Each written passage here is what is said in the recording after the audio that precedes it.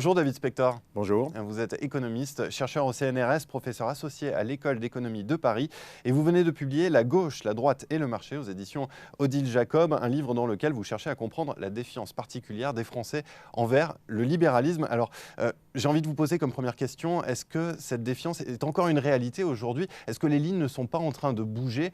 Comment est-ce que vous analysez finalement, parce que c'est là où je veux en venir, les résultats de la dernière élection présidentielle? Oui, alors certainement, il montre que les choses évoluent. Alors, si on regarde historiquement, Emmanuel Macron n'est pas le premier président dont on s'attend à ce qu'il mène une politique libérale ou une politique en faveur, disons, de plus de marché, plus de concurrence. En réalité, depuis le début de la Ve République, c'est le cas. Le général de Gaulle a eu comme l'une de ses premières actions a été de faire entrer la France dans le marché commun contre les réticences d'une grande partie du patronat protectionniste. Ça a été accentué par Pompidou, puis Giscard, qui lui est le seul effectivement président qui a été élu en se disant ouvertement libéral.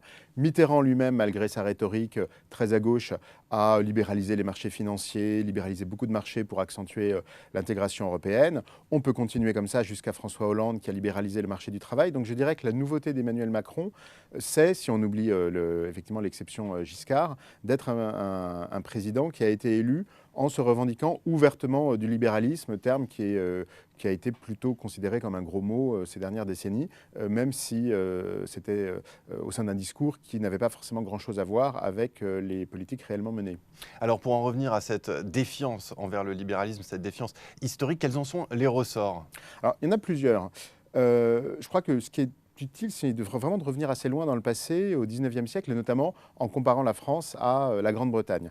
En Grande-Bretagne, ce qui a fait beaucoup changer l'attitude, disons, de l'opinion publique à l'égard du marché, de la concurrence, c'est deux choses. D'abord, le fait que le grand combat libéral au XIXe siècle, ça a été le combat pour le libre-échange, qui était un combat contre l'aristocratie foncière, qui avait intérêt à ce que le prix du blé soit élevé, et donc pour la grande majorité de la population, et notamment les ouvriers. Donc le libéralisme était perçu comme une attitude qui était conforme à l'intérêt général, finalement. L'autre élément, alors que ce n'était pas le cas en France, où la propriété de la terre était plus morcelée, et où donc le libre-échange agricole, ça pouvait être au détriment d'une masse de petits paysans.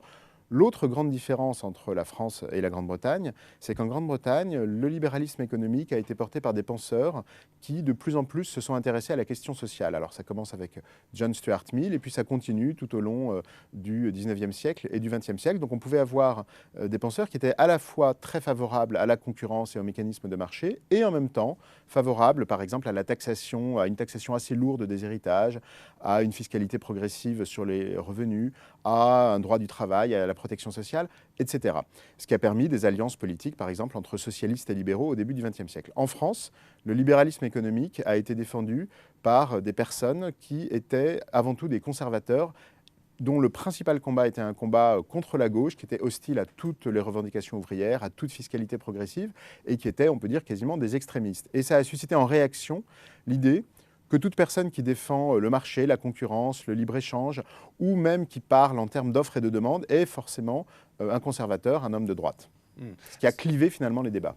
Est-ce qu'on peut dire au bout du compte que cette défiance envers le libéralisme a représenté un véritable handicap pour notre économie? Ou alors, au contraire, est-ce qu'on peut dire que ça nous a permis de nous protéger des chocs, des cycles économiques avec ce qui aurait pu créer des stabilisateurs pour justement encaisser ces chocs? Alors, il est certain que l'existence d'un État-providence généreux et de politiques publiques qui représentent une part importante de l'économie, de l'activité économique, joue un rôle de stabilisateur qui atténue les chocs. Mais ça, c'est commun à de nombreux pays, par exemple aussi les pays scandinaves, enfin en réalité la quasi-totalité du monde occidental, même si c'est plus en France par exemple qu'aux États-Unis. Et c'est clairement positif. Maintenant, je dirais que la défiance à l'égard du libéralisme économique en France, ça va au-delà de la volonté d'avoir un État-providence ou des dépenses publiques, parce que ça, c'est commun à une grande partie du monde occidental, et c'est pas plus marqué, par exemple, que dans les pays scandinaves. Je dirais qu'on a quand même des particularités françaises qui ne vont pas forcément dans le sens de politiques publiques efficaces. Alors d'abord, pour tout ce qui concerne la concurrence sur les marchés, même si c'est quelque chose qui s'est beaucoup atténué sous la pression d'une part de l'Europe, et puis d'autre part de réformes récentes, par exemple celle menée par Emmanuel Macron en tant que ministre de l'économie, mais aussi en termes de structure des politiques publiques. On peut prendre un exemple.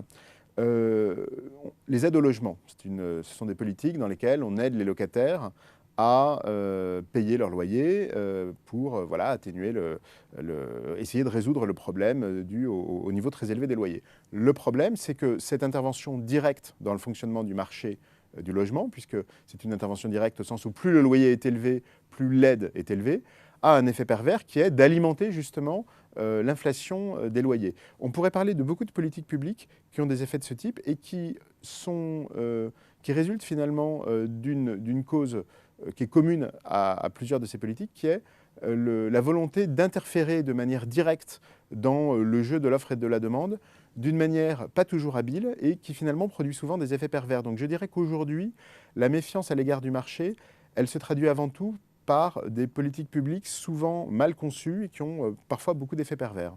Donc il faut se réconcilier avec le libéralisme?